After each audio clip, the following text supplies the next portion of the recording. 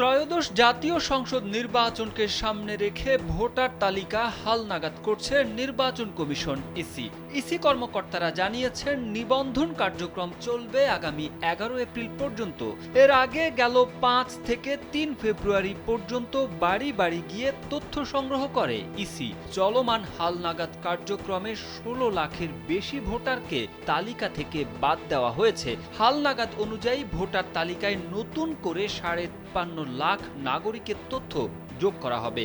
বুধবার মাঠ পর্যায় থেকে পাঠানো তথ্য একীভূত করে নির্বাচন কমিশনের তৈরি করা প্রতিবেদন থেকে বিষয়টি জানা গেছে।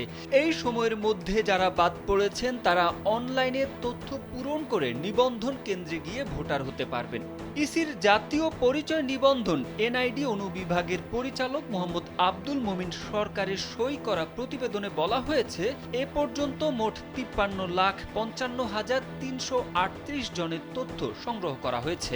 এদের মধ্যে ছবি তুলে ও আঙ্গুলের ছাপ দিয়ে নিবন্ধন সম্পন্ন করেছেন 14,41,220 জন।